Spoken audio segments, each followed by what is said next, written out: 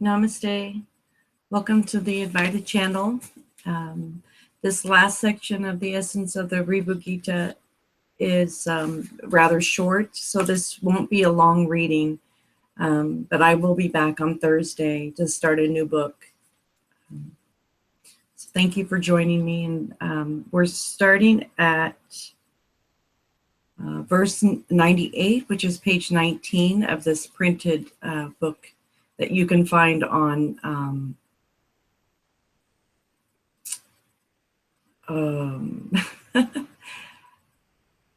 I want to say biblebooks.com, but I could be wrong. I'll find out for sure and post it in the description for you if you need it. So the section that we're on is covering the natural state, which is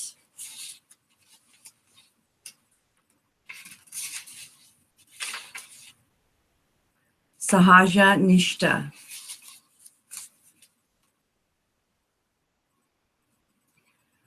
All charitable gifts, all pilgrimages to sacred places, and please let me know if the volume's okay, if I need to change anything.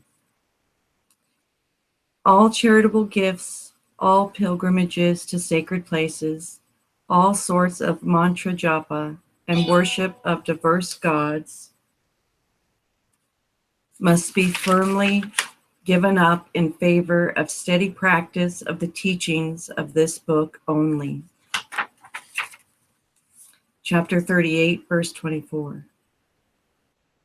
All yogic practices, all philosophic pursuits, all devotional exercises, and all faiths and beliefs should be abandoned. One should confine oneself to practice of the teachings of this book only.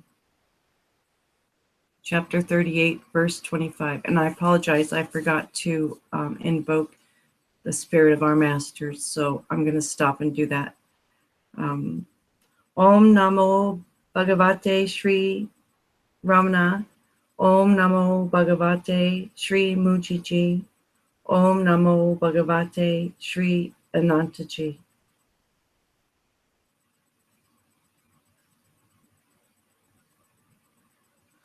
I apologize. On to verse 99. All yogic practices, or did I already do that one? I'm going to read it again because I know I already read it. All yogic practices, all philosophic pursuits, all devotional exercises, and all faiths and beliefs should be abandoned. One should confine oneself to practice of the teachings of this book only. Chapter 38, verse 25. Chapter 38, verse 25. These are the chapters and verses of the original text, the Ribhu Gita. By the sole practice of the teachings of this book, all confusion and ignorance will be destroyed. Firm abidance in the self will be the positive result. With the fusion of the wisdom and peaceful bliss in the self, mukti will be attained. Chapter 38, verse 29. Only when all sins are washed off by the practice of virtues running through many lives, one gets the rare opportunity of securing this treaty and practicing its tenets. By the feet of Lord Shiva, we declare that only those whose cycle of births and deaths has come to an end with this life will ever get this treaty in their hands and practice its teachings. Chapter 38, verse 40. And it says verses 102 to 121. These 20 contain the declarations of the disciple of Nadaga before his teacher Ribhu. expressing the spiritual achievements secured by him by the grace of his teacher, and expressions of his gratitude to his teacher, Ribhu. So we're on one, beginning with 102, so the next 20. O my Lord Satguru, by thy grace I have, in a split second, shed all sense of differentiation of self and non-self. I have attained the certainty that all is Brahman, and I am that Brahman self. I have become settled in the eternal bliss of Brahman self. Chapter 39, verse 7. I am verily the Sat Chit Ananda Brahman self. I am the eternal undisturbed peace, devoid of name and form. I am the flawless integral whole of all existence. Firmly I am settled in my soul, Brahman self. Excuse me. Chapter 40, verse 10. Oh, I have become Brahma, Vishnu, Rudra, Mahesha,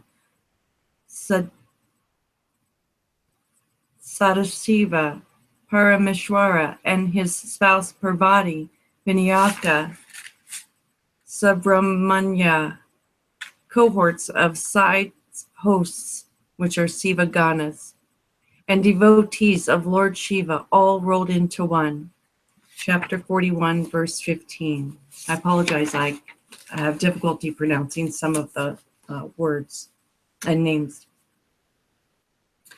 I am myself all the devas, which celestial beings, and asuras, denizens of the nether world. Indra, the chief of the devas, the lord of the 8 cardinal directions, the community of sages, the swarm of rakshas, which are demons, and in fact the denizens of this and all other worlds. Chapter 41, verse 16.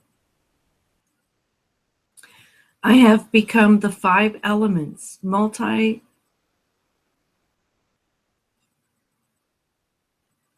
multitudinous worlds scattered in the skies, all existing things and their histories, all the Vedas, and all the diversities of name and form. Chapter 41, verse 17. At one stroke, I have become the bodies, senses, and souls owning them, the mind, intellect, intuition, ego, the primal nescience, and the restless commotion of spirit, and in short, all that is seen and known. Chapter 41, verse 19. That gracious person who gives these teachings is no doubt the embodiment of Lord Parameshwara. His Devi, Parvati, Vinayaka, and God Shanmukha all rolled into one. Chapter 4, verses 5. He is again Nandikeshwara, Dattatreya, Dakshinamurti, and in short, the Supreme Lord Shiva himself. Chapter 42, verse 6. I think the verse before was 42, verse 5.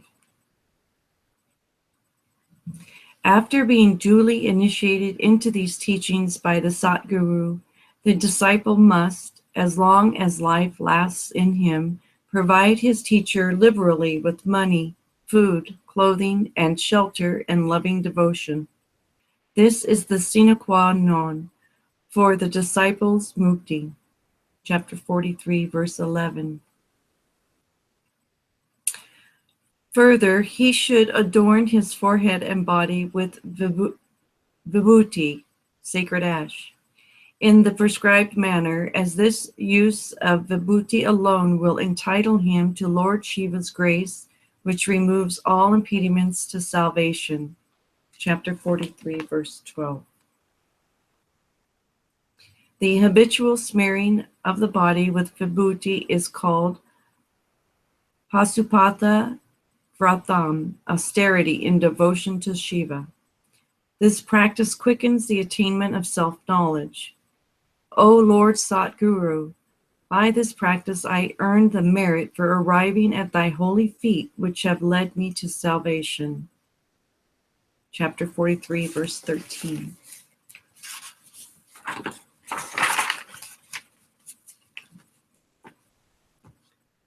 I am ever the eternal, pure, all-knowing, free, unshakable, non-dual, integral self. This is the firm conviction of the experience of the Jivan Mukta in the self. Chapter 43, verse 28. That mature jnani who is lost in the Maha Munam, total stillness, of the pure effulgent awareness Brahman self, devoid of the least trace of nescience, totally devoid of all consciousness of the body and its three states of waking, dream, and sleep, devoid of all distinctions of name and form, and devoid of any thought of bondage or freedom, is a Videha Mukta. Chapter 43, verse 29. Thou hast, O Lord Satguru, taken me across the boundless ocean of samsara in the boat of self-knowledge. To me, floundering in the misery of the belief that I am the body, thou hast taught that I am the Brahman self, and vouchsafed me to bliss of all-embracing awareness being. To thee I render these devout salutations. Chapter 44, verse 16. Salutations to thee, my Lord Satguru.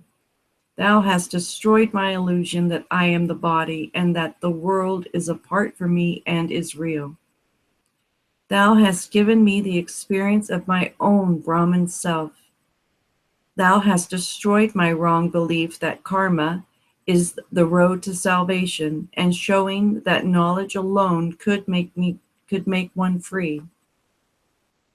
Thou hast given me my salvation in the self.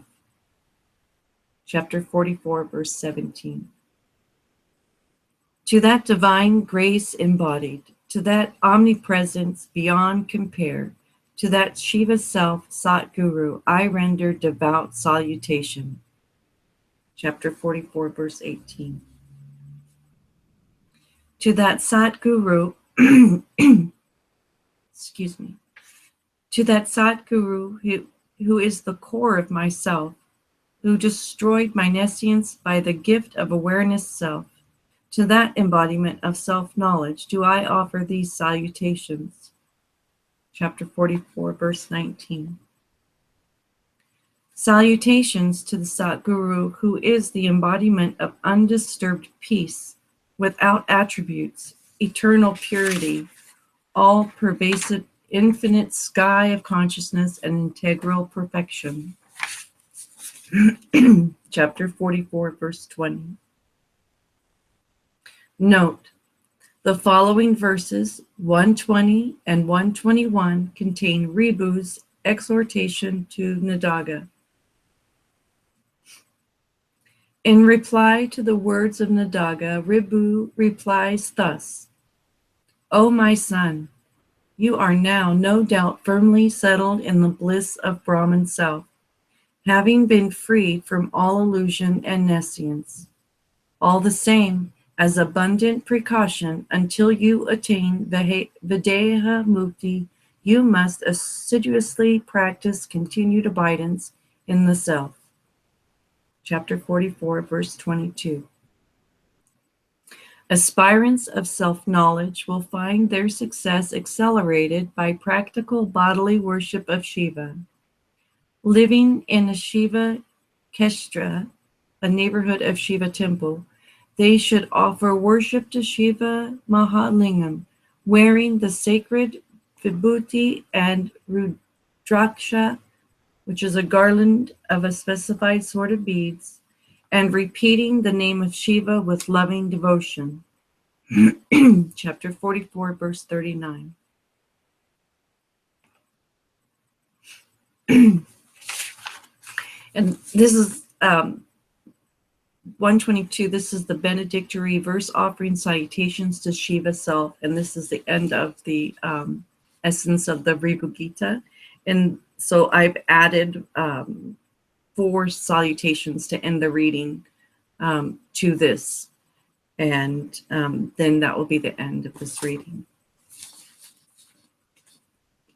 Salutations to Sat Chit Ananda Shiva self. Salutations to that peace undisturbed, the self. Salutations to that integral perfection, the self. Salutations to that effulgent awareness, the self. Salutations to that blemish-free self without attributes. Salutations to that indivisible unity, the self. Salutations to that pure sky of consciousness, the self. Salutations to that supreme integral existence, the self. Chapter 44, verse 51. And then I've added, salutations to Sri Bhagavan. Salutations to Sri Anantaji. Salutations to Sri Mujiji. And salutations to Sri Sangha.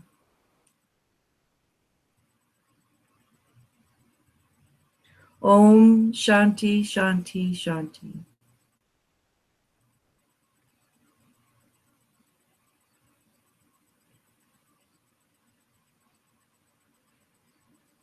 Thank you for joining me.